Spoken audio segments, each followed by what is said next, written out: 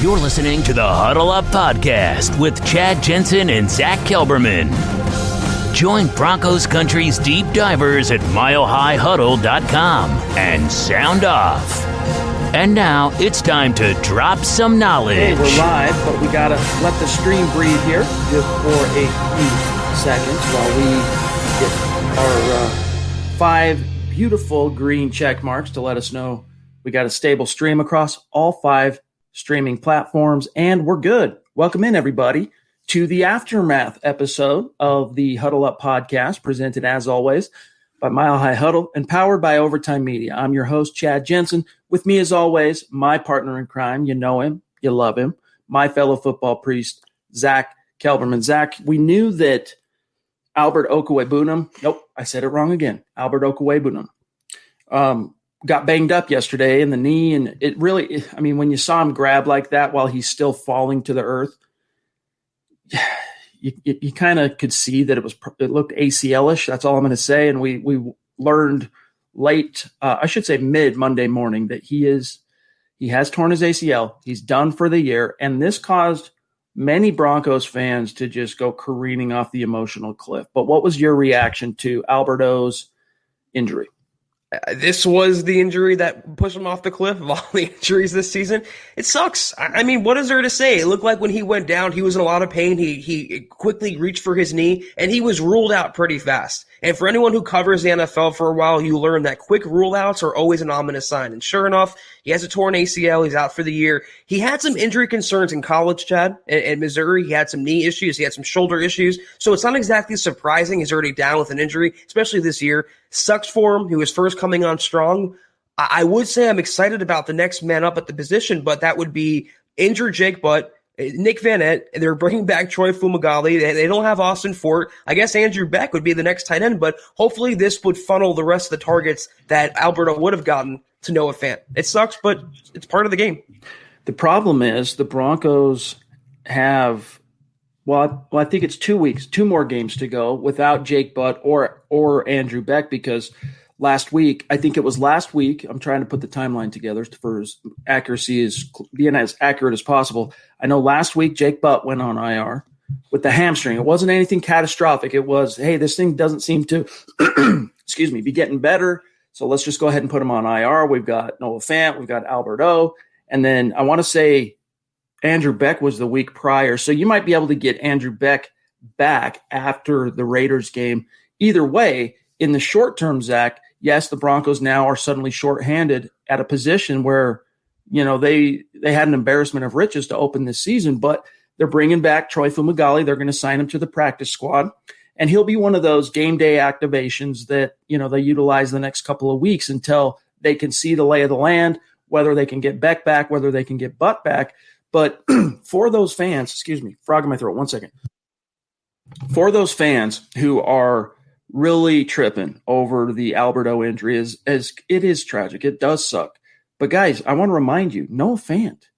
Think about how excited you were about Noah Fant. And yeah, he's banged up a little, Zach. He dinged up his ankle again yesterday, but Vic Fangio said, even though they don't have definitive answers, everything's looking good for this coming week against the Raiders. So, hang your hat on the fact that you still got Noah Fant. And even if Fant does end up missing a little time, or if he misses this game against the Raiders, Zach, at least you've got Nick Vanette, who is at the very least at bottom. You boil it down, it's a veteran. I'd rather the Broncos not start a tight end than play Nick Vanette. I thought you were going to say they have other receivers. They have Jerry Jeudy coming on strong. They have KJ Hamler coming on strong. Obviously, Tim Patrick, Deshaun Hamilton.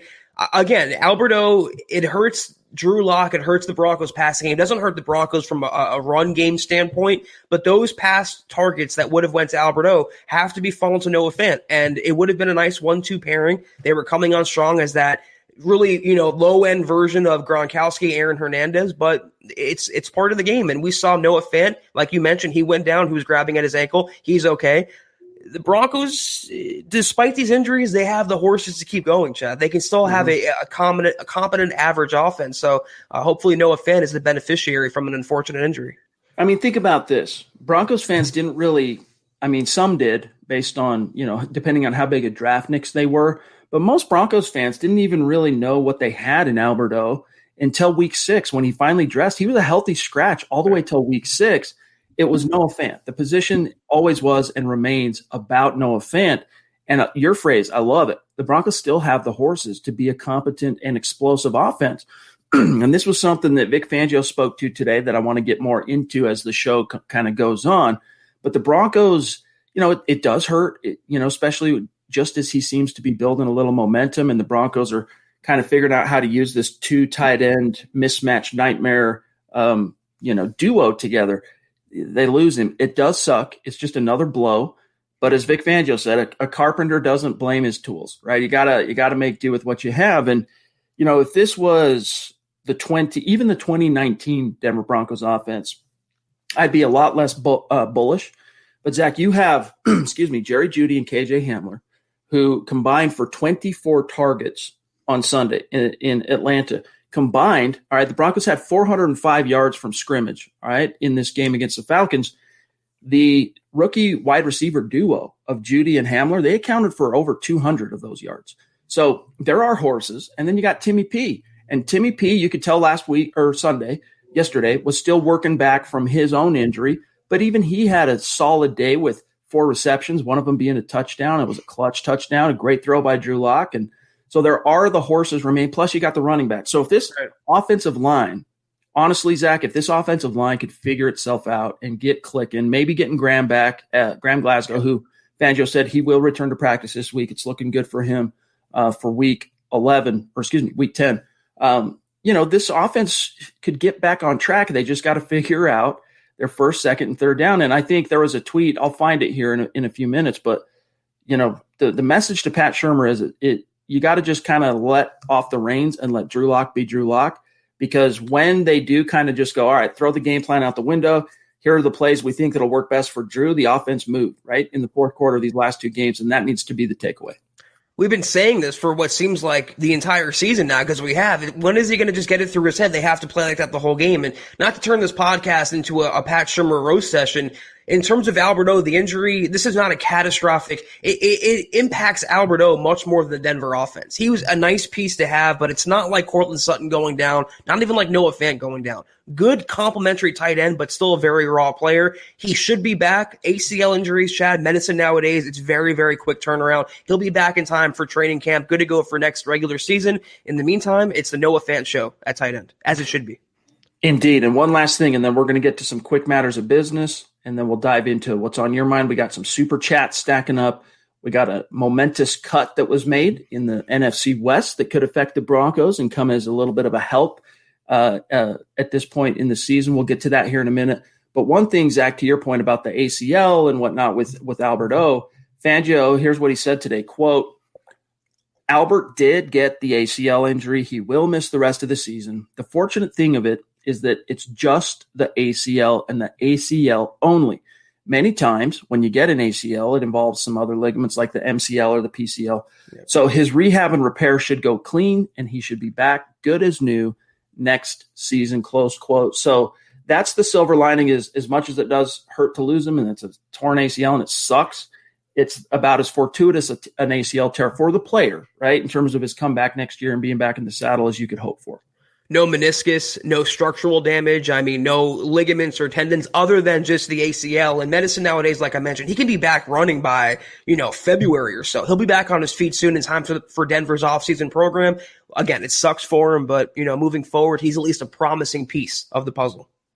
Guys, we have so much more that we are going to get to tonight. This is, of course, the aftermath episode where we sift through and pick up the pieces of what was the Denver Broncos' 5th loss of the season, falling 34-27 to the Falcons. A lot to get to, but first, a few quick matters of business.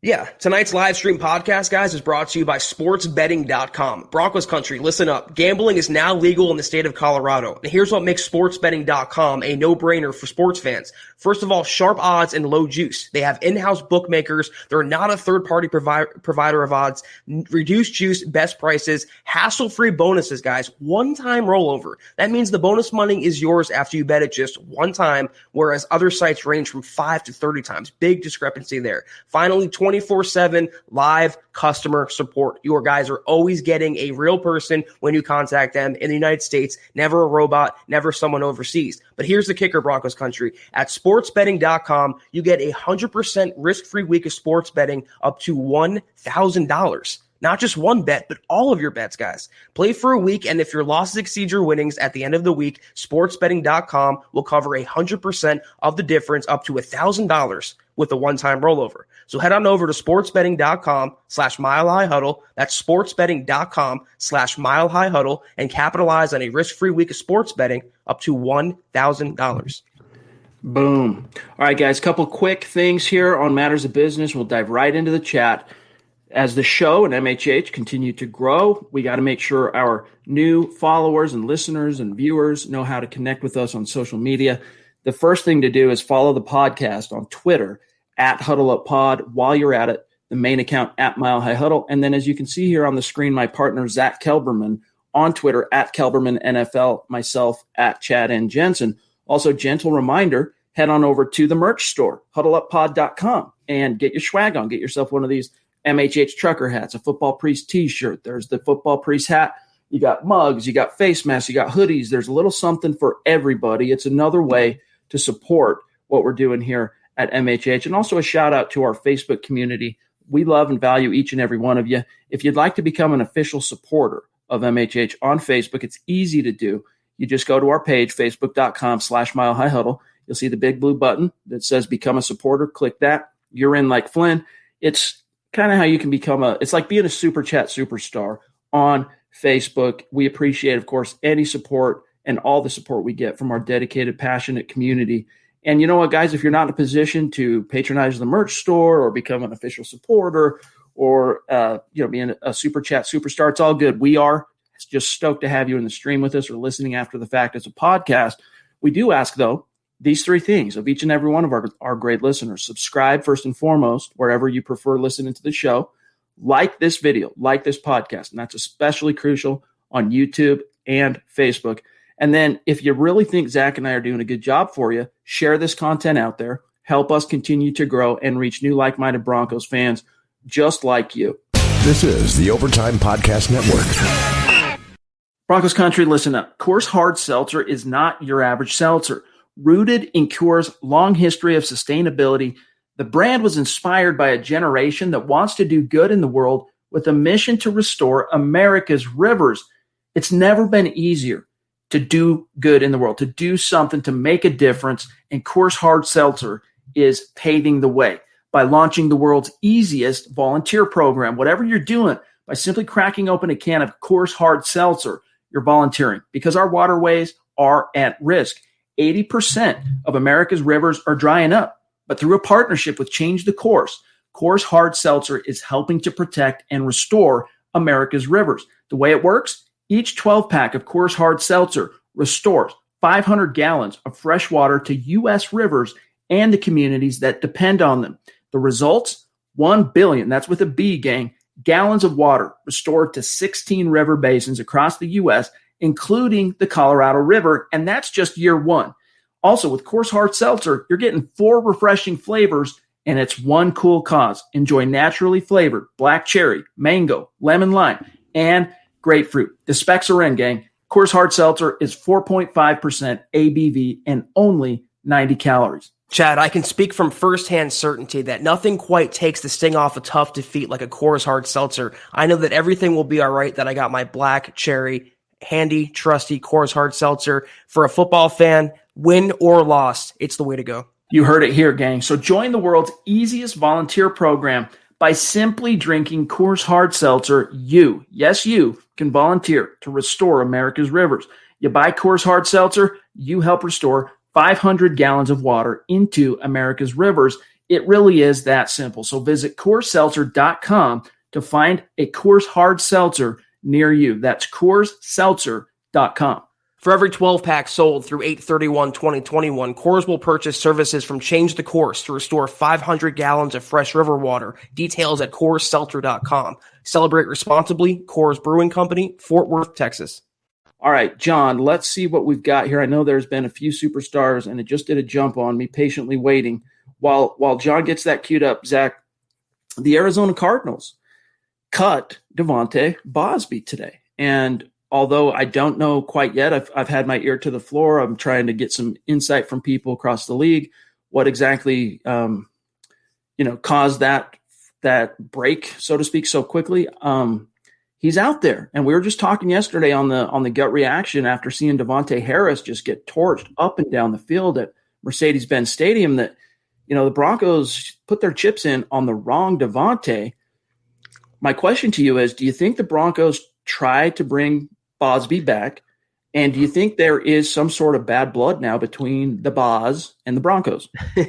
Well, it's with Elway, when he cuts a player, he rarely brings him back. There's been rare exceptions to that rule, and there's a reason why they cut Devontae Bosby. There's a reason why they prioritized other cornerbacks over Devontae Bosby, and you can wonder why Bosby was so quick to be released by Vance Joseph and the Arizona Cardinals. Reading through I can't say I'm a Cardinals expert, but reading through some of the tweets to the Cardinals tweet announcing he's been cut, it seems like they had other cornerbacks playing ahead of him. They have other cornerbacks coming back from injury, and he was just a temporary stopgap. I would love to have Bosby back. I would cut Devontae Harris right now. Send a message of accountability. They do not do that the entire season. The closest they came was milking Wilkinson's injury and getting him out of the lineup. They have to have some pride, Chad, on defense. You can't allow yourself to get burned like that, like Devontae Harris, consistently. I understand it was one-on-one coverage, but he is not a better cornerback than Bosby. So do I want him back? Absolutely. And raise your hand in the comments if you guys want him back. You'll see the emojis. Broncos country loves this guy. He was perfect for a Fangio system. Why they got rid of him, I do not know. It has to be something going on behind the scenes. His neck injury, coming back from that, I do not know. But he was always a good player, and the Broncos just never valued him. For what it's worth, he suited up once for the Cardinals, and that was this week against Miami, and he saw 16 snaps.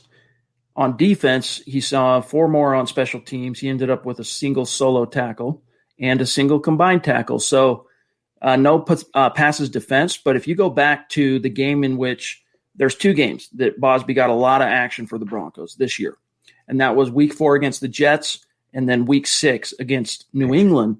He had 3 passes defense, Zach, in that Jets game. He played 42 snaps in the Patriots game. The Broncos did a good job containing the Patriots passing attack. And that might not be saying much considering it's kind of in a shambles right now in terms of what Cam Newton's able to do. But nevertheless, Bosby has always been a great instinctual fit in the Fangio scheme because he's so good. Fangio loves zone, and Bosby's so good at keeping everything in front of him and then reading the quarterback and reading his man as it develops in his zone. And then when he sees something happening, his click and close, his breaking on that ball, those instincts, I'm not going to say they're Aqib Talib-esque, but they're like that in some ways. Like it's just some guys have that ball skills, that instinct to just be there, and it's very similar. Now, obviously, this is a guy that would have many, many miles to go to even be in the same conversation, in all honesty, as a guy like Aqib Talib. But I think the biggest thing that caused his burnout in Denver, from what I've heard from the people I've talked to, is the neck injury. Something about it affected his willingness to mix it up, right? He's just not as physical a player coming down. And you know how much Fangio prioritizes tackling.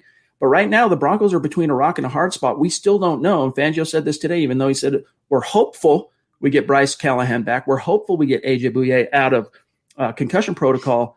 They still don't know. And if you plan on going into next week against the Raiders with Devontae Harris and sorry, John, we'll get Cody just 1 second with Devontae Harris and Kevin Tolliver as your 3 and 4, man, you're in for a world of hurt because even though Derek Carr is not exactly a world beater, he is a competent, savvy NFL quarterback, and he's actually playing pretty good ball right now. And they have a lot of weapons. It's not just Josh Jacobs and Darren Waller. They have Henry Ruggs. They have Hunter Renfrow. They have Nelson Aguilar. They have Brian Edwards, I think his name is. They have a lot of receiving talent out there. And if the Broncos can't stop Zacharias in Atlanta, how are they going to match up with Henry Ruggs? I would love to have Bosby back, but his situation is comparable to that of DeMarcus Walker. Whenever he's on the field, he makes plays, Walker, and Bosby too. But it seems like he can't get out of the doghouse. So there's someone in the organization, and the same can be applied to DeMarcus Walker as well, whether it's Ed Donatel, Vic Fangio, John Elway, someone calling the shots does not like Bosby. I hope they bring him back. I'm not holding my breath, though. Cody Potter, waiting patiently. Appreciate you, my friend, and your generosity and support for this podcast and for MHH, my friend. Truly a superstar. He says, give coaches some slack. 2020 is just bad luck. They're coaching on the fly with these injuries. The team will be dominant next year. I thought of the draft today, and honestly, not too many holes, just a beat-up squad. Hashtag Mile High Salute. And Zach, before I serve this over to you, I just want to read to you one of, I think, Fangio's best quotes of the day today. Of course, he's back in Denver. And, he was asked about the injuries and how, at what point does the frustration just boil over and you throw your hands up? And here's what he said, quote, "You just have to deal with it. A good carpenter doesn't blame his tools. He's just got to find a way to go and get the job done." That's my mindset with the players that we have. And I love all our players. They're out there busting their tails each and every week in preparation. And during the game, they're giving us great effort. It's my job to find a way to get the solutions that will lead us to a win. And even though, Zach, the injuries on the defensive side really did catch up to him last week in terms of the cornerback room, if they could just figure out the offense, if they can get this offense playing even close to the level they do in the fourth quarter in quarters 1, 2, and 3, this would be a team that could compete week in and week out. Okay, I recognize that injuries are bad luck. I recognize the Broncos have been brutalized, and it's just crappy luck. There's no two ways about it. But the coaching and the play calling, that's not luck and that's not coincidence. Calling a 4th and 1 shovel or any other random play calls or non-play calls from Pat Shurmur and Vic Fangio, the not blitzing in the first half of the season, there's so many things you can name. Those aren't anything other than coaching flubs. You can try to pin an excuse to it, whether it's the ruined offseason or the pandemic or having no preseason. The fact of the matter is the Broncos coaching, Chad, multiple times this year on both sides of the ball, not including Tom McMahon, has come up short. I don't attribute that to anything but failure on the part of the coaching staff. I think there's, again, more than one thing can be true at the same time. We have seen multiple coaching snafus this year. There have been times ongoing, including right now at the offense, where the coaching has been as much a part of the problem as the injuries or the players and the execution. But at the same time, to Cody's point is these coaches, man, like if you're John Elway and you are Joe Ellis and you're trying to analyze this thing within the scope of all the bad luck that's happened with regard to the injury bug, it's hard to get a true bead and evaluation on just how these coaches are if you got the right guys because of that. And so I do give them a break at some point, but you're now at the midway point. All right. You got a whole half of a season under your belt. You're at 3-5. The odds don't look good for you to turn the ship around, but you do have a full 2 quarters of the season to try and make some magic. So if you're going to course correct, Zach, if you're going to put your foot in the ground and pivot, now's the time. And Dave from Georgia jumping in, one of our superstars. Appreciate you, my friend. And much love to you. It's good to have you in the stream. He says, the injuries just suck. Could we make some sort of play to get Bosby back? Hashtag Denver Broncos for life. That's definitely a possibility. But Zach, one thing I do wonder as well with Boz is, is there bad blood between him and the team? Obviously, they don't love him, or else they never would have risked him, cutting him, and putting him back out on the street. But at the same time, does Bosby want to go back through the rigmarole of this weird cornerback room and these weird cornerback priorities that Fangio and Donatel seem to have? If I'm Devontae Bosby, I'm saying to myself, I've put enough on tape the last year and a half or so where I can go contribute to a team in a passing league right now, especially with the playoff push coming up. Why would I go back to Denver where they valued every other cornerback, including Devontae Harris, including an undrafted rookie, Aseng Bassi over me? So yeah, I have to wonder, it takes 2 to tango, whether Bosby has interest. But if I'm the Broncos, I'm calling him up right now. That was a perfect timing situation for him to be released. Let me just add on to my previous point real quick, Chad. In terms of the coaching staff, how come Kevin Stefanski in Cleveland wasn't affected? That's a first-time head coach, and he has a winning record right now in Cleveland. How come Zach Taylor's making do with Joe Burrow? He had no offseason. So the same excuses and situations apply to 31 other teams. The fact of the matter is the coaching, and you guys can admit it, it's okay. It doesn't mean they're terrible. It doesn't mean they have to be all dragged out back and shot in the head. The coaching this year at times has been suspect. And I think that's indisputable to say. Absolutely. It definitely has. And that's one of the points I'm trying to make is that 2 things can be true at the same time. The one thing I'll say, though, just to pick nits a little bit, is that Cleveland, Cincinnati. Now, I don't follow them with obviously the same diligence as the Broncos. My job is to cover the Denver Broncos. Every little move, every guy that goes on IR, who's the bottom of the depth chart, and the practice squad elevations. That's what we do here at MHH. Our job is to cover those moves. But I think the Denver Broncos, of all the teams in the NFL, you could maybe put San Francisco up there. There's the Cowboys as well.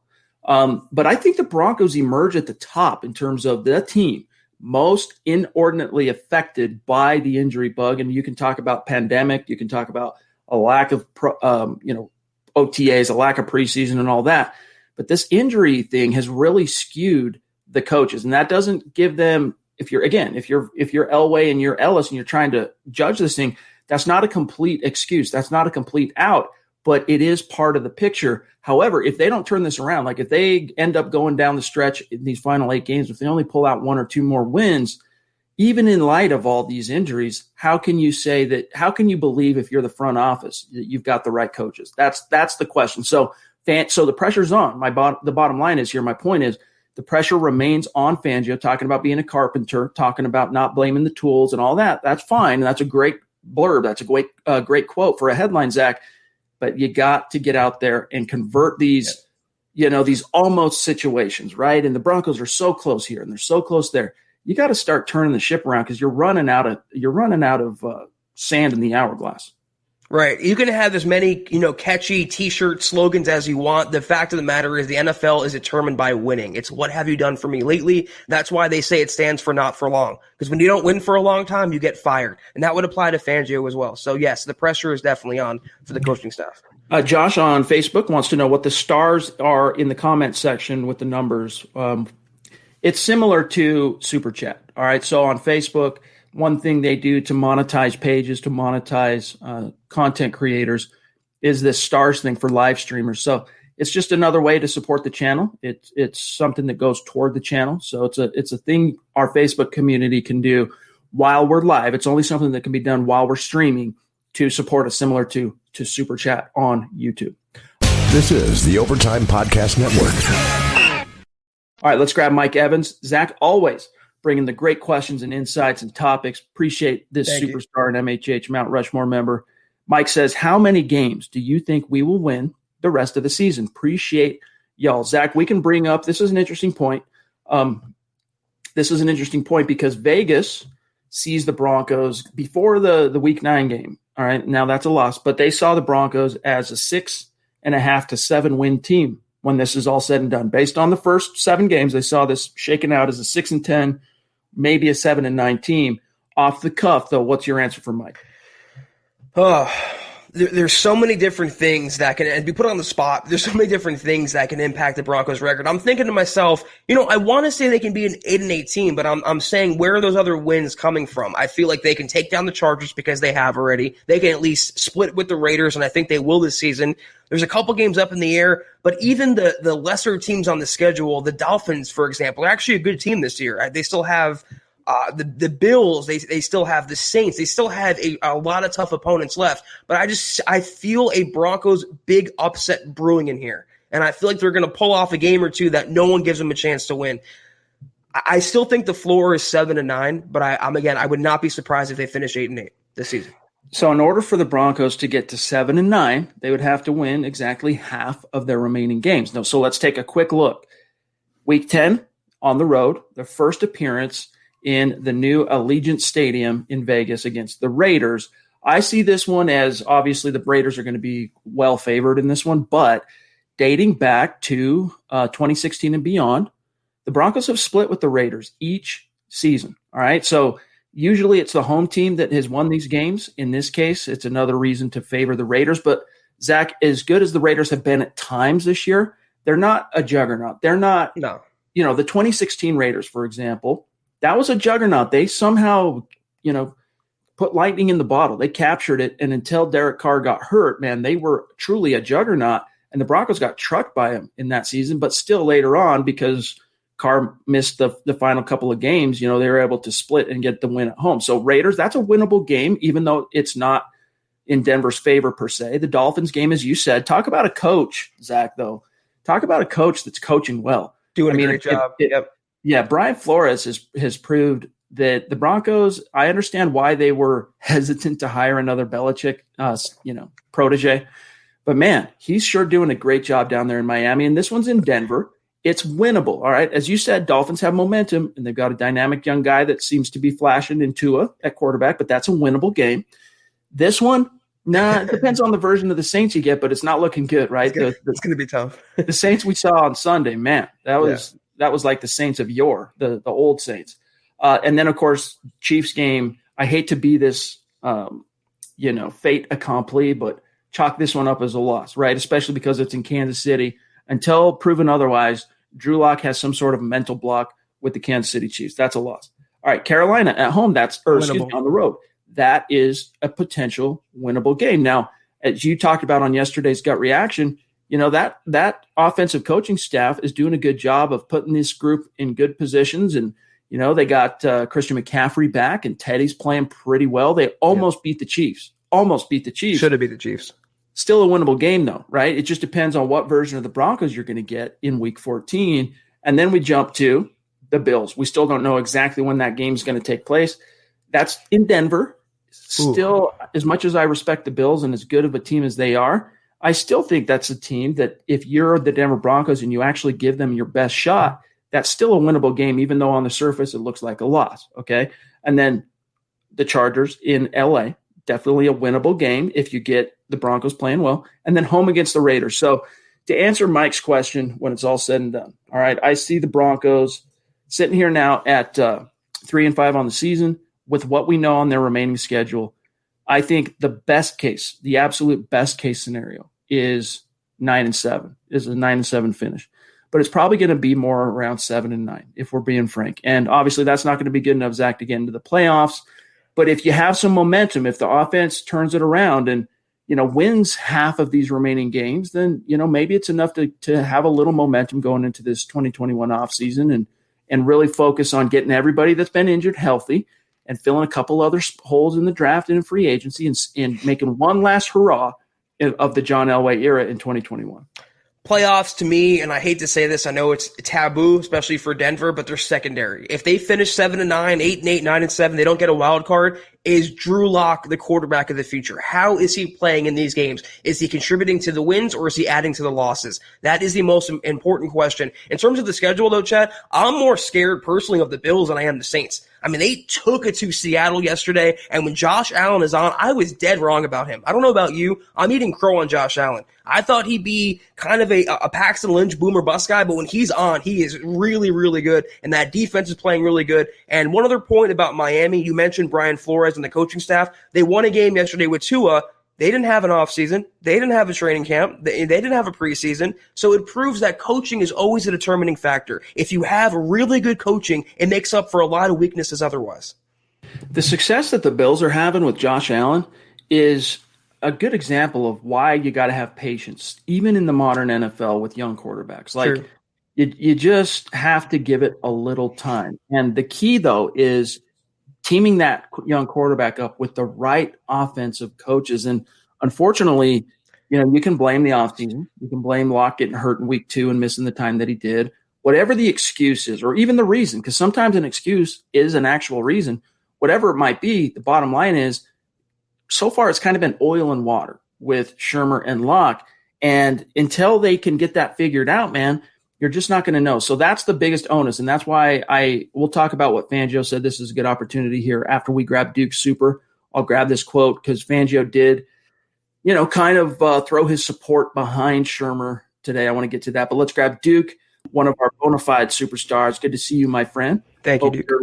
Hope you're holding up okay after last week. He says, with Albert O gone, it takes away Locke's security blanket.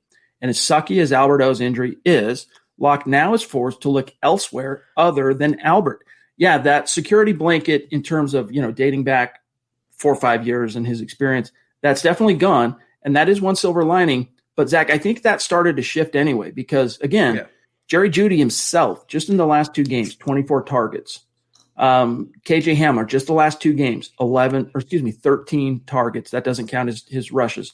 So he started to look elsewhere. If anything, Duke, I'm looking at this as finally you get more of a focus back on Noah Fant, who, look, he might not have the same chemistry and back history with Locke, but he is a much more polished and explosive tight end that can make a difference for you today than Albert O. And he can actually block a little, which Albert O can't. I was going to say, yeah, I know they have history. I know there's familiarity there, but I never thought Alberto was his safety blanket. I always thought that last year it was Courtland Sutton, and this year I think it was Noah Fant so far. The tight end is always the safety valve, and Noah Fant is one of the best in the business already. So, like we mentioned earlier, the targets that Alberto would have been getting going forward now have to be funneled to Noah Fant. It makes him a better prospect for the rest of the season. It's good for his outlook. This is the Overtime Podcast Network. Zeus McPeak jumping in with a very generous super chat, saying hi all to everybody, and we just love and appreciate Stu and everything he does for MHH and the community. And this is a shout out, Zach. The headline to this stream was, "Look, Alberto goes down, but here's why Broncos fans can't tune out." This is a good example of how dedicated our audience in Broncos country really is. Like this is a community of Broncos fans who come, rain, sleet, snow, wins, losses, pandemics, frustration, injuries. They're here, Zach. Yeah, pandemics, elections, it doesn't matter what's going on. Murder hornets, no matter what's going on in the world, Chad, Broncos country is always here. That's why I've been saying, even before our podcast, I've been saying way back on the Facebook Live days, Broncos country is the best fan base, not just in the NFL, but in the entire sports landscape. So we salute you guys. Leroy jumping in on Facebook to say, the Broncos have to open up the offense from beginning to end, starting with being creative, bootlegs, rollouts, maybe even some RPOs, something. Yeah, and one thing I think that could really help, I echo that, Leroy, in terms of creativity and thinking more outside the box, is feed the beast. Just let Drew be Drew. Quit trying to fit the round peg in the square hole. And, when the Broncos first hired Pat Shurmur, everyone I talked to, I make calls, talk to people, social media, emails, telephone, texting. Tell me about Pat Shurmur. Tell me about his offense. And everyone I talked to, Zach, it was, oh, you're going to love it. His scheme, boil it down, it's quarterback friendly. Well, there's a lot of ways you can interpret what quarterback friendly means. But in the case of Pat Shurmur, that's meant to say that because he spreads things out, because of how he utilizes the nomenclature in the scheme, it makes reads and everything easier and it's familiar because quarterbacks come from college being familiar with and comfortable with the spread and all that stuff. And it just makes things easier on the quarterback. And that's all fine and dandy, but it just hasn't played out that way for Drew Lock. So if you are Pat Shurmur, again, one thing that jumps off if you watch these last two fourth quarters is that Pat Shurmur he finally just says, all right, Drew, just do your thing. And yes, it's hard to judge perfectly how well, was it the play calling? Was it the execution when the opponent goes into a prevent and starts playing off coverage and start just giving up the underneath and all that? You want to start seeing how that could translate in the first, second, and third quarter. But something needs to be done, Zach, to tailor this thing better to Drew Lock's skill set. No matter which way you cut it, figure out what Drew loves to do best and just go out there and let him do it. Square pegs and round holes. It's like putting a sandwich in a gas tank, Chad. It doesn't work at all. And he's trying to make Drew Lock into a quarterback he's not. If you want Alex Smith, go coach the Washington football team. You have Drew Lock. You have a gunslinger who plays best with that backyard football mentality. When he plays loose and doesn't think, there's a reason why he responds when he's down by 20 points in the fourth quarter. It doesn't take a rocket scientist. And it's scary, Chad, that a guy who's been an NFL head coach twice now does not master the simple concept of RPOs, shallow crossers, and creativity. I tweeted last night there was a touchdown run from last year with Scangarello. It was an RPO featuring Lindsey and Deshaun Hamilton. That was more ingenuity he showed on one play than Pat Shurmur showed the entire season. Where is that creativity? Why is it so hard to understand? Play no huddle, play fast, play aggressive. That suits your quarterback. When you slow things down and you huddle up and you take time off the clock, you're doing Drew Lock a disservice. He's had enough time now, Chad. We're going into week 10. What is the excuse for Pat Shurmur not mastering elementary football 101 concepts? There is none. It's shoddy coaching. And the best coaches in the league, especially offensively, but it cuts on all three phases, they tailor things to the players. They tailor the scheme and they got a playbook, right? You got 1,000 plays in a playbook or whatever. You tailor those. You pick the ones that fit your players. You fit the ones, especially on offense, that are your quarterback is most comfortable with. BG, Brian Greenfield jumping in. Appreciate you, my friend. Talk about a longtime listener and superstar. He says, what are your guys' thoughts on the outcome of next week's game? I feel we'll get blown out. No. I guarantee you, maybe I shouldn't do this, but I really don't think it'll be a blowout. It might end up being a loss, okay, because the Raiders have played some pretty good football at times this year, Zach. And, they're sitting there with a decent record at the halfway point. But I just don't think it's going to be a blowout. I don't see it that way. I think the Broncos defense, especially if they get back Callahan and Bouye, you'll have Harris back for sure, all right? I think you'll get a better version of the Broncos defense, and that'll make a difference because, look, against all odds, they stopped the run. They limited Atlanta to 92 rush yards without Shelby and without Mike Purcell. And so you get Shelby back next week and, you've plugged the holes in the secondary. Suddenly it's only one rookie on the field and a rookie who's played more games well than he has bad in Michael Ojemudia. I like their odds, and it's just a matter of, again, if Drew Lock and Pat Shurmur can freaking get on the same page. Right. But you know what?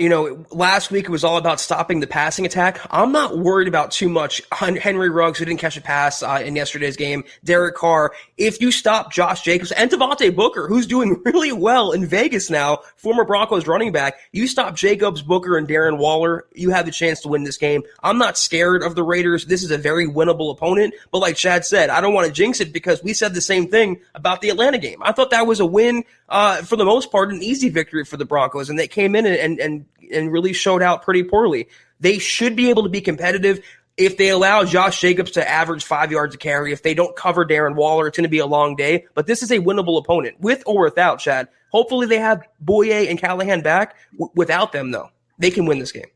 Yeah, I mean, this is one thing we said, and then we'll grab Boba here after yesterday's game, is that, look, we still have to make our picks each week. That's what we do with the Mile High Roundtable. But the truth is, you just don't really know yet what version of the Broncos you're going to get on a given game day. So all we can do is take all the information, and when push comes to shove and the time comes to make the pick, go with your gut and let the chips fall. Boba wants to know on YouTube, thank you, my friend, for the question and for listening. He says, so from this point and all the games Locke has played, do you think he is the guy?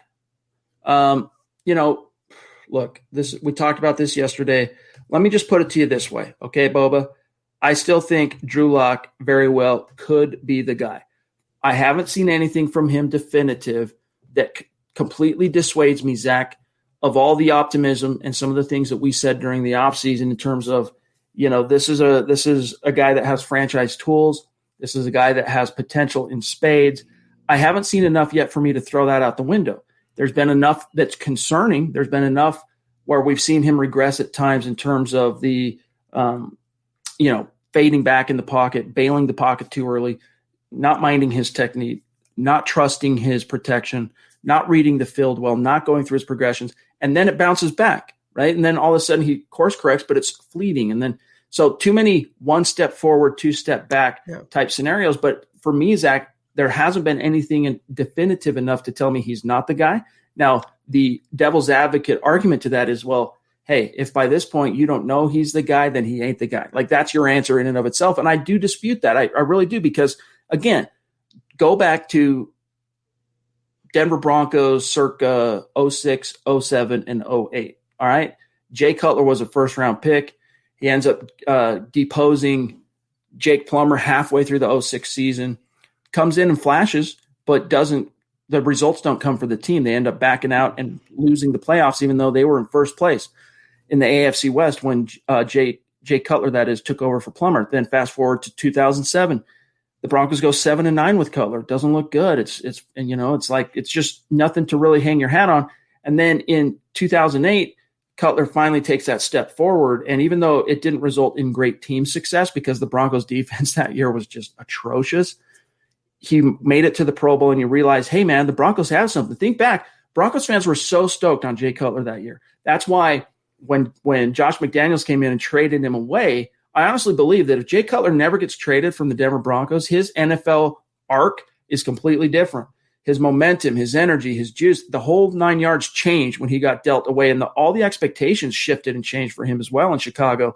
If he stays in Denver, that doesn't happen, in my opinion, and we'd be talking about a whole different Jay Cutler.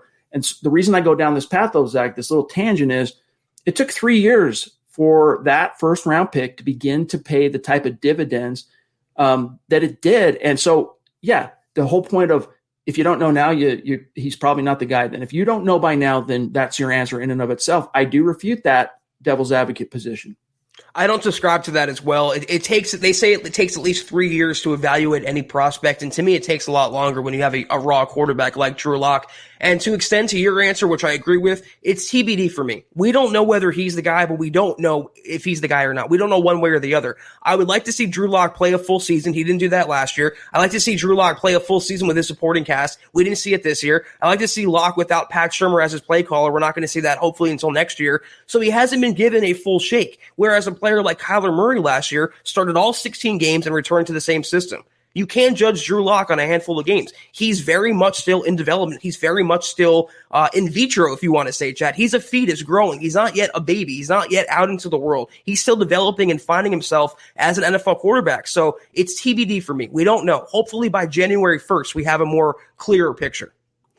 All right, let me grab this one here from Charlie, who says, what about Callahan, Bouye, Dotson, Glasgow, Shelby, and whoever else we missed Sunday? So for their outlook for next week, basically they said that Fangio's hopeful they'll get the two corners back. Harris and Glasgow are expected back. We don't know yet on Fant for sure or Dotson, but Fangio said there hasn't been anything to say they're not going to be available. So, it's too early for sure to say that on Fant and Dotson. I would be stunned if Bouye doesn't make it out of concussion protocol this week. I am a little bit concerned about Callahan because we did get some additional context on Callahan's injury this morning from Fangio. And what he said was, so Callahan has that great game against the Chargers, right? Week 8 has that monumental pick in the end zone that helps shift the momentum for the Broncos and keeps a touchdown or at least a field goal at worst off the board after Locke had thrown that pick himself. Well, he has this dominant game. And then he wakes up Monday morning and his ankle is swollen. He didn't realize he had hurt his ankle. He just woke up that morning and it was all swole. And so the Broncos go, all right, well, let's put him on the injury report, get him treatment. Well, he says the ankle didn't respond to treatment. Now, exactly what that means, maybe we'll find out in the coming days. And that's why he ended up being a scratch on Sunday. Just knowing what we know about Callahan's lower body from last year, it does concern me, knock on wood. But Fangio doesn't seem to be panicked or anything about it. He says that he is hopeful that he'll be good to go this week. Is it the same ankle or the same foot he hurt last year? Don't know. That's the concerning part for me. If it's the same foot and he's not really recovering as they thought, that could be a problem. Hopefully, fingers crossed, that's not too serious. But best cornerback on the Broncos this year by far. Kenneth Booker, talk about a superstar. Love you, buddy. And I'm told by John we did miss one of your supers yesterday. So you just reach out to me, my friend. You let me know how we can make that up to you. Far be it from us. It takes a watershed and just an overwhelming number to miss a super chat. And so you just reach out, DM me, whatever. We'll find a way to make it up to you. Carte blanche to you, my friend. He says they need to run no huddle more often with Locke. Absolutely. And why, Zach, does it take till the fourth quarter? Like, I understand, again, because when there's a give take. When you run no huddle, even though you say, oh, it's easy, just get out there. They don't huddle. They put it to the defense and, tempo. It does come at a cost. Communication can break down a lot easier. Things can go haywire if you're just constantly no huddle and you don't have Peyton Manning controlling things or Tom Brady or Drew Brees or one of these all-timers, right? And so it does come at a cost. I understand why you don't go no huddle 20, through the whole game. I get that. But why does it literally take you having your back against the wall to pepper it in a little bit into your scheme? Well, here's the answer, because it's not what Pat Shurmur wants to do. He does it when he has no other choice. And it's like, oh, my game plan, whatever that may be on a given week, and that hasn't worked. Okay, throw all it out. Let's try the kitchen sink. Let's go no huddle. It's the same answer he gave when he was asked about it before the game. He's like, oh, well, maybe that would work. That sounds like a good idea. It's not what he wants to do. He wants to play Locke in a phone booth and coach him like he's Case Keenum and not unleash him. I saw a comment by Christy in the comments, unleash Drew Lock. It's like, let Russ cook in Seattle. Unleash Lock. Let him play his game, and you'll reap the benefits. While when you're keeping him in chains and you're keeping him under wraps, you're doing the Broncos a major disservice. This question here from Kenneth, what about Jeff Hireman? To my knowledge, Jeff Hireman is still a free agent. So, Zach, unless you've heard something, maybe I missed something, I'm pretty sure he's still a free agent, so that could be an option for Denver too, but it's more of the tired, same old thing. That's just like an emergency depth guy. Look, you have Noah Fant.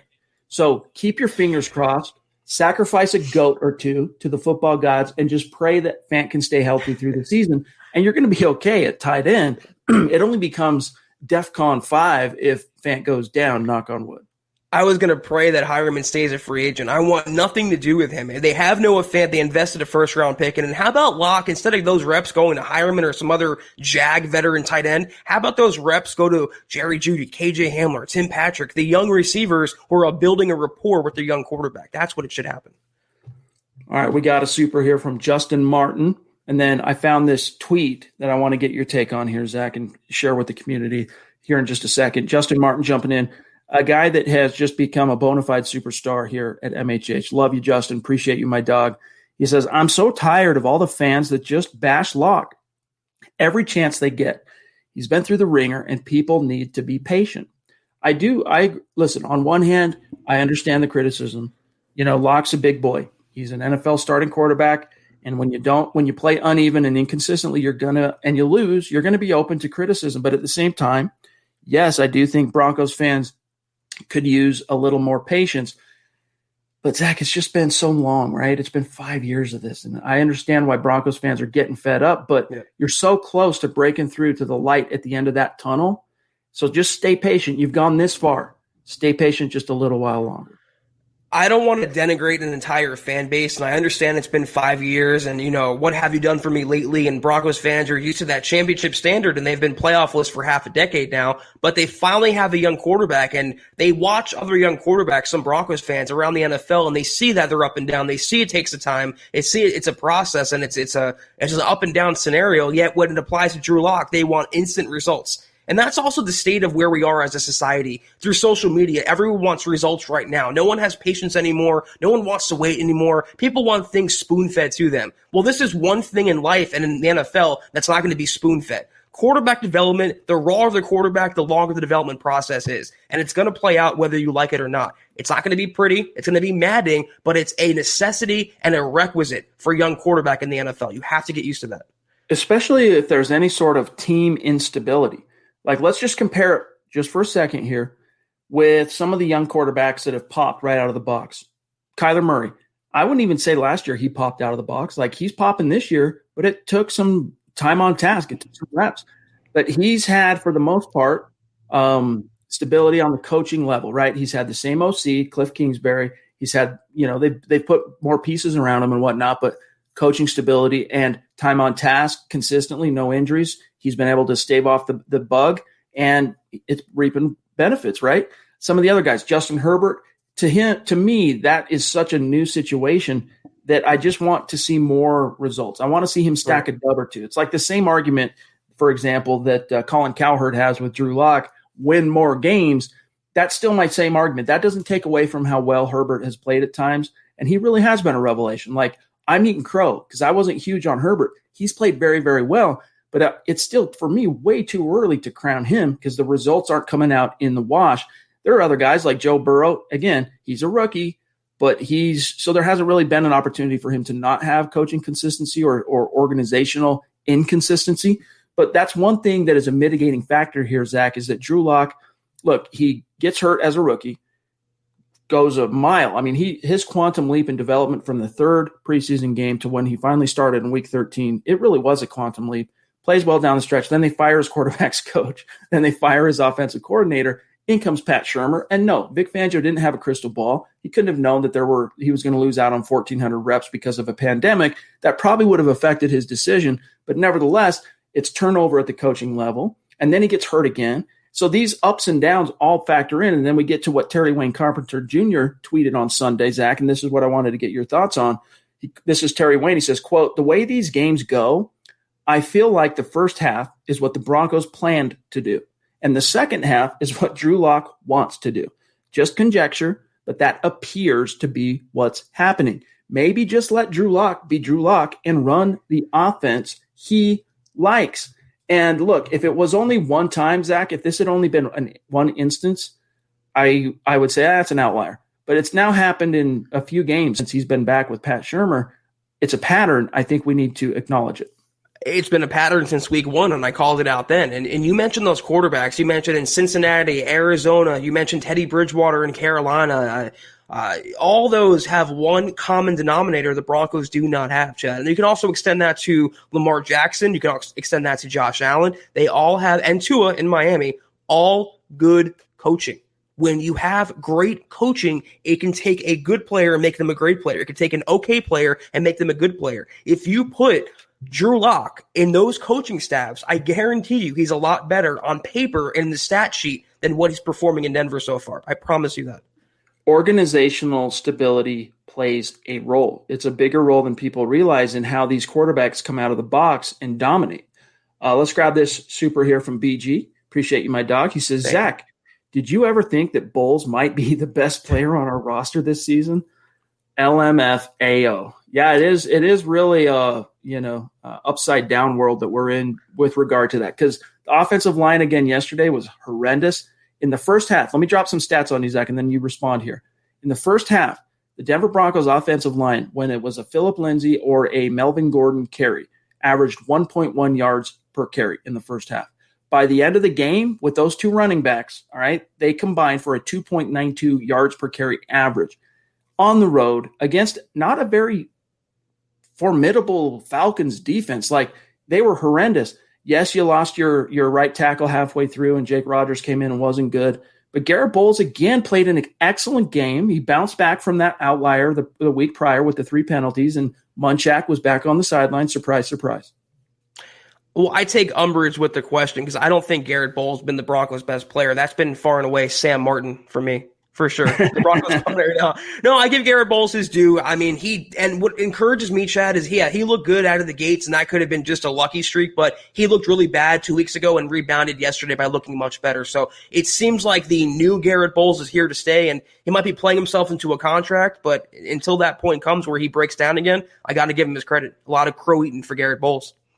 Absolutely. All right, John, we need Jeff, if you got him, Jeff C., one of our superstars, consistent as the day is long. Yes. Thank you, Jeff. He says, I said, let's see how he responds. Talking about Locke. His fundamentals are awful. Wished I saw improvement by now. Can't win in this league with sloppy technique. Yes, indeed. It's not been consistent. And I think part of that, and by the way, thank you for the super chat. Fishing with Cindy and Dawn really does mean a lot to us. Thank you. Yes. Part of that, yes, Zach, the fading back, the drifting and all that stuff, not trusting the O-line, it's a fine line. It's a chicken and egg. Like, which comes first, the trust, all right, or the what's a better way to put it? The lack of trust? No, I'm going to go a different direction. Let me just lay it out plain and simple, all right? The Denver Broncos offensive line was hemorrhaging interior pressure in the first half. All right, so Locke starts bailing early. And then in the second half, they start stiffening up a little bit inside, but then the right tackle goes down, and suddenly you're getting edge pressure off the right side from Jake Rogers. So you can't win for losing. And yes, in those situations, you would like to see Locke's technique, especially in terms of his footwork, trusting his protection, staying in the pocket, climbing the ladder, all those things. You want to see that. But it's hard to completely jump to conclusions, Jeff, on that when your offensive line is just not doing its job. Let me make 3 points real quick. I know we're kind of getting close on time here. The first point I want to make is Drew Lock, that's on him. That's a flaw of his game that has to be improved. I don't want to come across as a Lock apologist or making excuses. He has to be better. But second of all, the drifting, you saw it with Driscoll when he came in the game when Drew Lock got injured. He was drifting as well. It's a byproduct of the offensive line surrendering pressure. And that happened a lot when Wilkinson was in the game and DeMar Dotson went down yesterday. You guys saw it on the Grady Jarrett pressure and the Lock interception. It came untouched. What quarterback has a chance to get that? Every time he stepped up yesterday, he was facing pressure, and it's not always a sack. It's not always a hit. When he feels that in the pocket, he can feel the rush. That also affects his psyche. So that's been not hemorrhaging, but stunning his development as well. And also, I want to say the third point, where is the coaching? Good coaching can take that, drill that out of him, Chad. They can take that trait and throw it away. They can reduce bad habits or at least hide the bad habits. And by doing that, where's the trickery? Where's the creativity? Where are the rollouts? Where are the RPOs? If Locke still has that tendency and you can't coach it out all in 1 year, the least you can do as a coordinator and a quarterback whisperer is hide that weakness. So it's not all on Drew Lock. He has to be better, but he's getting no help, I think, from his supporting cast or his coaching staff. KR, the queen of MHH, jumping in. Appreciate you. love you. Good to see you in the chat as always. She says, why Devontae Bosby was released by 2 teams now is a head scratcher. Yeah. Thanks, guys, and go Broncos. That's a good point. It is curious. I think part of it is just simply the plight of a bubble guy. Like, he's just been a bubble guy. And maybe there's just something to the whole neck thing, right? Because he had a cervical sprain last year. That's what cost him from week 5 on. And, when you lose feeling in your extremities from the neck down for a full half an hour, man, like, I can see how that could really get to you. And I'm not saying that's exactly what's going on. Those are just some of the rumblings I've heard from people in the know. It's never a great sign when you're cut twice in a week or so, but with the Cardinals, I feel like it was a matter of a numbers game. They had other cornerbacks coming back, and he was just an emergency option. But in Denver, the way they messed with him the entire offseason with his contract and then cutting him and practice squatting and promoting, then cutting, it just doesn't seem like they value Bosby. It's either the tackling, the injury, or like I mentioned, he's doing something behind the scenes that's pissing the coaching staff off. We don't know, but it has to be one of those 3 things, Chad. Our friend Tony of Discount Audio and Wheels in Los Angeles jumping in. Appreciate your support as always, my friend. Talk about a bona fide superstar. He says, what's up, fellas? Let's give the wide receivers some love. The guys are getting open. The O-line not helping Locke. He tends to not step up in the pocket and bails. Still a baller, just needs to develop pocket presence. I think if the offensive line could stabilize, and I'm hoping that getting Graham Glasgow back at right guard, even though he hasn't been great, just having that veteran presence and that stability, in an ideal world, you get DeMar Dotson back this week from that groin. It was a groin injury. Fangio sounded hopeful on that. Maybe you start getting better overall execution from the unit, Zach, and that would trickle downhill. I mean, it might take a little time for Locke to trust his protection, but he has to resist the urge to bail like he's been doing. Right. He's just got to – and look, when you go back and watch the film, the all 22 of the fourth quarters of these last 2 games, he trusts the protection. And in the game Sunday against Atlanta, there were a lot more times where he did bail the pocket and, the rushing touchdown where he just got out there and said, find a way, make a way, and he got it done. But by and large, in those fourth quarters, he trusts the protection, and it pays dividends for him because his technique, his fundamentals, his platform are solid. And so the velocity is there and the accuracy.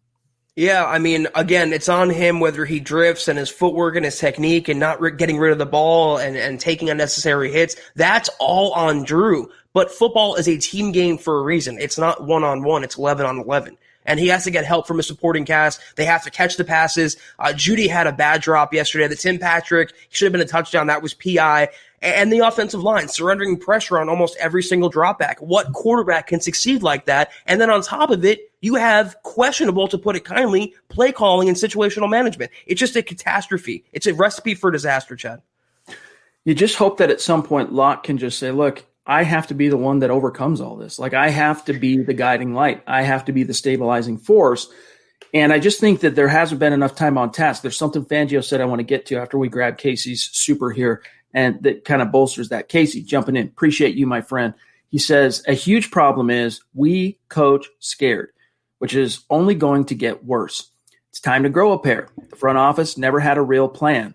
What is our identity? I don't know about the front office never had a real plan. I mean, this is their plan. Drew Lock, Vic Fangio, Pat Shurmur, that's their plan.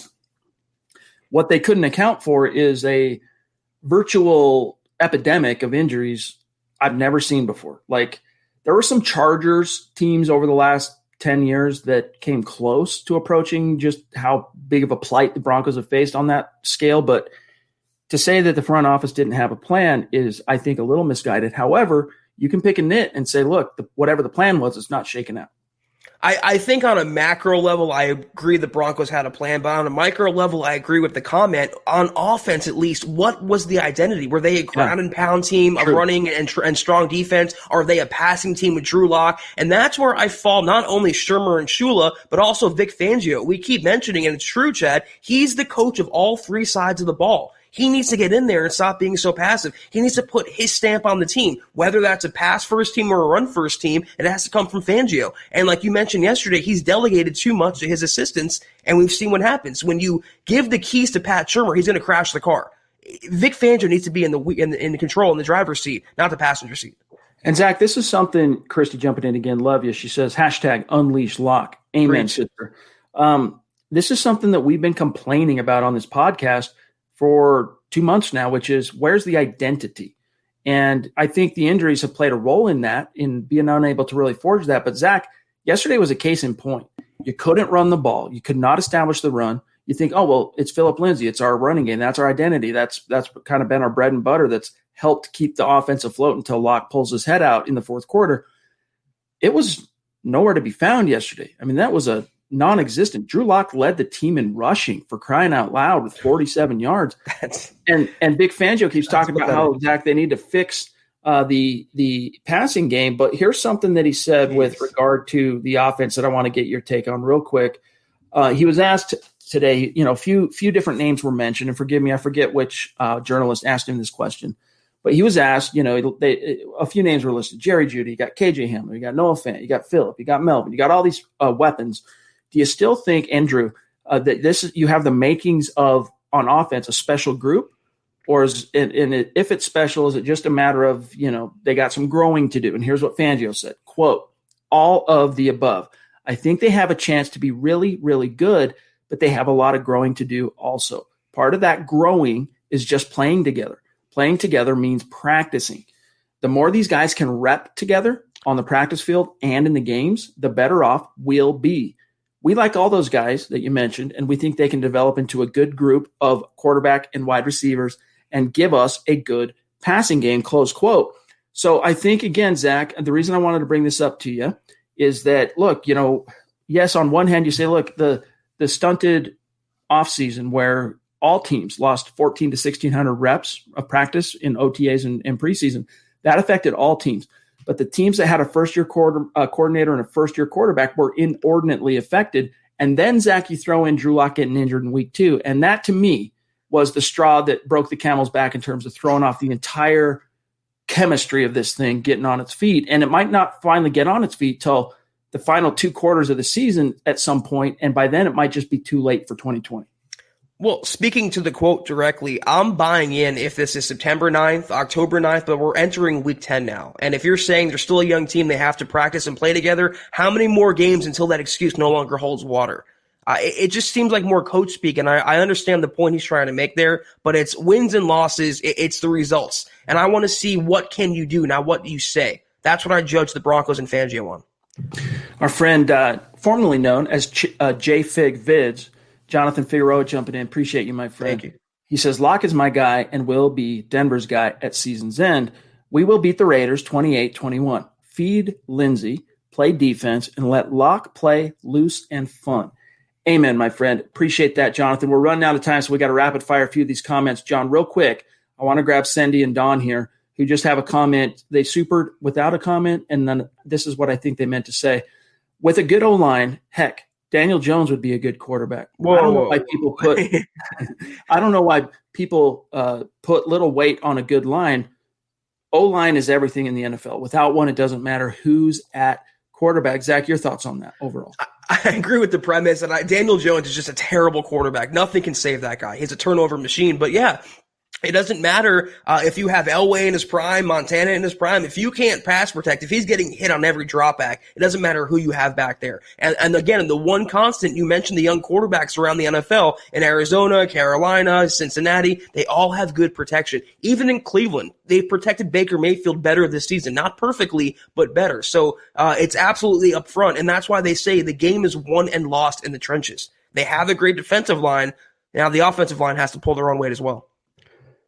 All right, we got Duke jumping in again. Love you, Duke. Appreciate you, my dog. And loving the Santa Claus vibe that you got going here. He says, Locke's giving Shermer the finger after the first half. It's not a Jekyll and Hyde situation. It's just Locke being rebellious against Shermer. What do you think, Zach?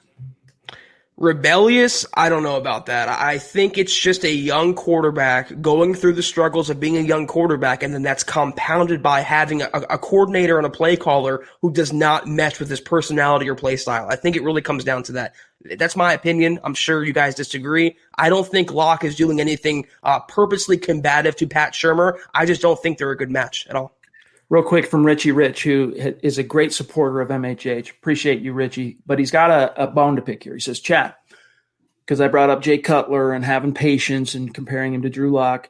Quarterbacks from the 06-07 era had different college stats. Back then, quarterbacks had more of a running game, less passing experience. Newer quarterbacks, Lock included, have thrown so many more balls. They should be better sooner. Let's just test that, all right? Just through the box score. Far be it from me to be the box score scout here, but you're talking reps, right? How many times they threw. Let's just take a quick look, all right? Jay Cutler, total attempts passing in college at Vanderbilt, 4 seasons in the SEC. He threw it 1,242 times, all right? 1,242 attempts. Drew Lock, 4 years in the SEC, did throw it more, 1,553 reps compared to Jay Cutler. Now, the difference in terms of games, let's just take a quick look. Pretty close in terms of games that they appeared in college. So there is some truth to that. So what I would ask you, Richie, is are the 300 more passing attempts that Drew Lock got in college enough to justify that premise? And I don't really have an answer for you at this point, but it's something to think about. Jess, CO13 Sports jumping in. Appreciate you, my dog. Al Wilson's hit on Tyrone Wheatley on 4th down. Let's go. That is a glorious hit. And if we weren't subject to copyright, I'd pull it up right now and show it to you guys because it is phenomenal. In the snow, legendary. Smoke dog. It's why we named Al Wilson. We got that comment on last week's pod about the hardest hitters after the Kareem Jackson hit. And Al Wilson was the honorable mention behind the 3 that we named. There you go. All right, John, let's see here. All right, we got Ridge Stimson jumping in. Good to see you, my friend. Another guy who's come on strong of late as a superstar. Really appreciate you, man. And if you're on Twitter, reach out and connect with us because we want to be able to tag you and connect with you after each and every show. He says, I know every Broncos fan can feel in their gut the superstar talent in Lock. It just feels different compared to an average quarterback. Patience, everyone. He does have that it factor. It's just frustrating that he's not being able to put it all together consistently. And all we can hope at this stage is that the patience will eventually, and as Fangio says, the reps together and the time on task, and sure, and eventually it's got to come together. But it might take all of 2020 for it to really coalesce. I'm a big fan of Drew's, and I definitely don't see him as an average quarterback, like just a vanilla quarterback, like a Minshew or like a Case Keenum. But I don't see superstar either. And I'm going to be honest with you. When I watch Locke, I don't see Patrick Mahomes. And I think if you see that a little on the delusional end, he's not there yet. I think he has star talent, Chad, and star potential, but superstar potential, he has a ways to go. He has to hit some passes more consistently and clean up that footwork before he reaches that level. Black Knight, 232, just knocking our socks off, blowing our hair back here off the top rope. Very generous. Thank you so much. Thanks, my dog. Really means a lot. And this is a guy that's dedicated to the show, big-time member of the community. Got a lot going on his end of things with his gaming crew and all that stuff, but we do appreciate you not only making time for us, but supporting the cause like this, my friend. It means a lot. He says, so can we fire our special teams coach for all the lower body injuries, or strength and conditioning coach for all the lower body injuries yet? And also our special teams. If our OC is holding Lock back, then changes need to be made ASAP. I think the fans' patience is running out, and it's time for Lock to put up or shut up. There's some truth to that put up or shut up element, but it's going to be over an 8-week period here on out. Interestingly, Zach, before I serve this back to you, I don't know how much down the rabbit hole I want to go on the strength and conditioning and all that stuff. It's kind of counterproductive, and it runs so counter to accepted NFL orthodoxy that it's a hornet's nest. But with regard to special teams, Zach, we learned from Vic Fangio that weird timeout in the first half where, it looks like they're going to trot Brandon McManus out there to do 59-yard field goal attempt in a dome. I know the dome was open, but, in perfect conditions. And then now let's punt it. Well, it turns out it was Fangio called that timeout because he wanted to do it. Tom McMahon ended up talking him out of it. So what the heck, dude? And then, of course, you had the head-scratching, how do you get illegal substitution on a kick return, dog? Negating not only a really good return from Tyree Cleveland, but one that actually also picked up an additional 15 yards because of a face mask. That face mask gets negated because of this lapse every week lately. It's just been a special teams lapse of some form or another. Again, Black Knight, love you, dog. Listen, Tom McMahon is trash. We all know that. He should have been fired. But this is where I go back to Fangio being a head coach. Okay, Tom McMahon gives his input, but Fangio has the final call. If you have enough conviction, if you think you're doing what's in the best interest of the team, go ahead and do it. Override him. You're gonna make the right call if you trust your gut and trust your coaching instinct. Relying on Tom McMahon, of all people, is a recipe for catastrophe. He needs to go, but Fangio needs to take some accountability, not only for keeping McMahon, but listening to him. I would tune out everything that guy says. I mean, the thing about Shermer, though, getting rid of Shermer, is I think that Fangio really hitched his start to Shermer. That decision to fire Scangarello after 1 year, and you're really falling on a sword if you fire Shermer. And now, you got Mike Shula waiting in the wings. We talked about this yesterday. A very accomplished play caller in his own right. He was the brainchild of that 2015 Carolina Panthers offense, in which they dominated the competition. Explosive offense. Cam Newton, MVP of the league, go on to the Super Bowl, etc. You got a guy like that waiting in the wings, but Fangio would really have to fall on a grenade and make himself look bad. Yeah. If there ends up being a scapegoat after the season, it's probably going to be Shermer, to be honest with you. Only time will tell. NH5, Zach jumping in, and then we got to dip on out of here for tonight. He says, "What's up, guys? Checking in late. Tough game. I hope the coaching staff across the board can figure things out. I'm not giving up yet. Let's go defense." Well said, my friend. It's just frustrating. What are you going to do? You got to call a spade sometimes, and there's still plenty of season left, and that was the message that I wanted to impart to everybody at the top of this podcast. Hang in there. There's still a lot that could happen. Stranger things have happened in this, the time-honored tradition of the Denver Broncos. So, stay the course.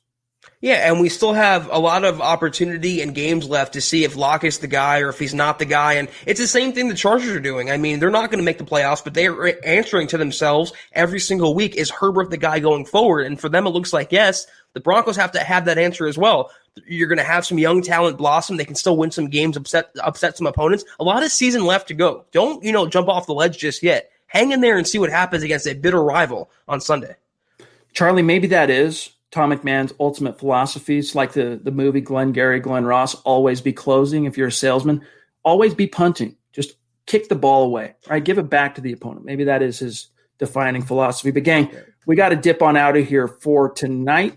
Thanks to each and every one of you for giving us an hour of your time. And even if you didn't spend the whole hour, by the way, the metrics on the back end of our analytics, both on YouTube and Facebook, the vast majority of our audience does stay for this entire hour when we're live. So thanks to each and every one of you for spending time with us. And those of you listening as a podcast after the fact, we love each and every one of you as well. You're all, each and every one of you, numbered in our hearts. In the meantime, follow the podcast on Twitter, please, at HuddleUpPod. We appreciate it. Also on the main account, at Mile High Huddle. My partner, Zack Kelberman, at Kelberman NFL. And myself, at Chad and Jensen. Also a shout out to our producer, John K. You want to reach out and connect with him on Twitter. Trust, at John K. MHH. Zach, we're off tomorrow night. The community gets building the Broncos. They get Nick and Carl. I'm sure they have a great show planned for you. And then, you and I will reconvene Wednesday. We'll start looking at the Raiders a little bit more and kind of take it from there. We'll have a clearer picture, too, as to who's going to play in this game, what stars are coming back, what injured players are playing or not playing. So we should have, the better Broncos chances on Sunday, on Wednesday's show. So look forward to seeing you then. Mile high salute to our Super Chat superstars. We love you guys. You blow us away, seriously, each and every night. We appreciate you so much. Check out the merch store. Don't forget to go get your risk-free week of sports betting up to $1,000 over at sportsbetting.com/milehighhuddle. And then our Facebook community, take a look at becoming a supporter. It's another way to support what we're doing here at MHH. Easy to do. Appreciate each and every one of you.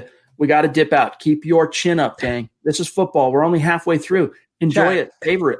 We got Joe Flacco right now upsetting the Patriots. I want to point that out before we get off. Joe Flacco is taken into New England right now. So revel in that, if anything. What a crazy year. Yes. It's the NFL, man. It's one of the things that makes it so sweet is the parity each and every game. It's not just each and every year. It's every game, man.